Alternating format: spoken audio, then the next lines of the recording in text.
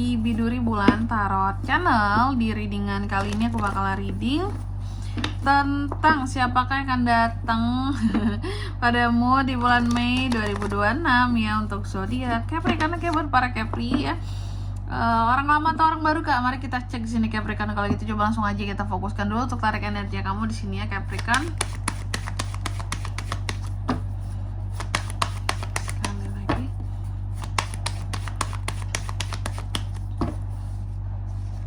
Oh iya teman-teman, dan untuk kalian juga yang mungkin mau personal reading ya sama aku juga bisa banget, silakan saja hubungi nomor WhatsApp yang ada di kolom deskripsi. Jadi kalau lagi ada masalah itu jangan galau-galau sendiri teman-teman. Karena apa? Karena personal reading itu murah, gak mahal. Jadi jangan takut buat personal reading. Oke, silakan kepoin nomor WhatsApp ada di kolom deskripsi. Kita mulai ya.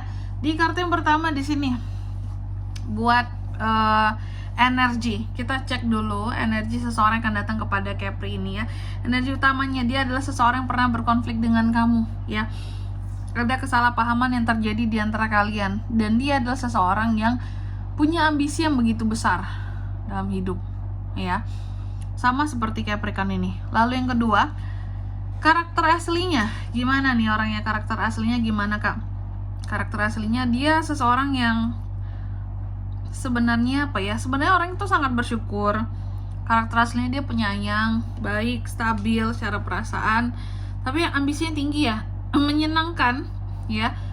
Dan pokoknya dalam hidup dia itu orang yang dia berambisi tapi dia sangat bersyukur gitu loh. Bukan orang yang kayak ambisinya tinggi cuman nggak tahu kata bersyukur. Nah seperti itu ya.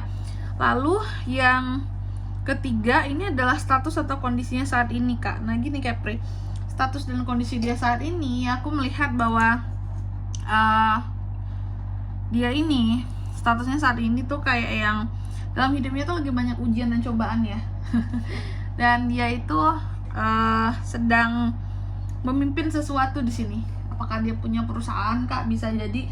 Atau dia ini seseorang yang memang apa ya kalau aku bilangnya ya, bekerja dan menjadi seorang atasan, punya jabatan tertentu juga bisa ya, kayak gitu. Terus yang keempat ini adalah tentang bagaimana cara dia melihat kamu ya.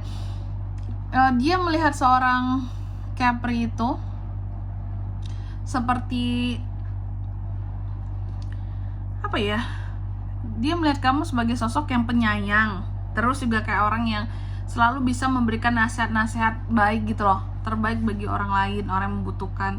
Jadi kayak bijaksana banget kamu di matanya dia gitu ya. Dan seseorang yang dewasa, seimbang cara emosi dan perasaan juga ya. Lalu yang kelima, alasan dia datang kepada Capri itu buat apa? Karena ini alasan dia itu karena uang.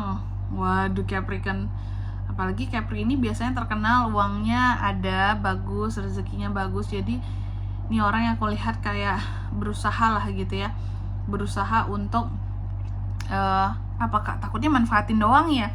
Yang jelas dia datang karena uang nih ke kamu, karena ngeliat kamu kelihatannya di dia tuh ya, kamu tuh kelihatan berduit, punya uang ya, mungkin kerjaan lancar, bisnis bagus, kelihatan happy, bahagia. Mungkin posting-postingan kamu di sini sangat menggugah bagi dia gitu ya. Wah ini Capri berduit nih sekarang gitu. Jadi alasan dia mendekat itu karena uang loh. Cuma ya takutnya apakah dia butuh koneksi saja, butuh kerjasama, atau manfaatin kamu. Yang jelas tuh karena uang. Karena sekarang status kamu, status sosial, uang yang kamu punya itu sih karena uang gitu ya. Oke, mungkin ini agak sedikit tidak resonate bagi Capri yang memang standar keuangannya belum baik gitu teman-teman ya, sorry banget. Aku ngomong seperti itu karena kartunya memang yang keluar kayak gitu.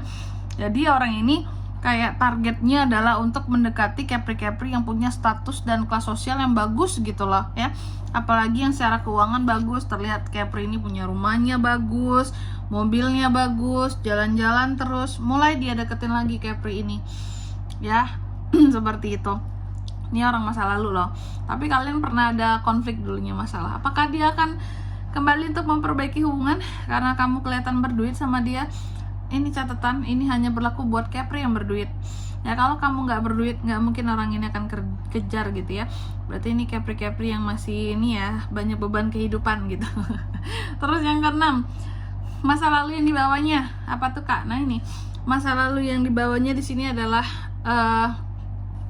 aku melihat bahwa dia akan datang untuk kayak kasih, betul kan? Nih terlihat banget bahwa dia kayak akan kasih satu penjelasan sama kamu, akan konflik kalian dulu, masalah kalian dulu, nih orang lama ya, dan dia akan jujur tentang permasalahannya lama. Ada satu penyesalan dan bisa aja nih bakal minta maaf sama kamu untuk memperbaiki hubungan, karena kamu dinilai bagus sekarang, jadi kayak nggak mau melewatkan seseorang seperti kamu gitu untuk menjadi koneksi di dalam kehidupan dia gitu. Gitu ya. Terus yang ke-6, yang ke-7, cara dia akan mendekat sama Capri gimana Kak caranya? Nah ini dia akan mendekat sama kamu dengan cara yang kelihatan bahwa dia berusaha untuk pura-puranya di bawah kamu gitu loh ya.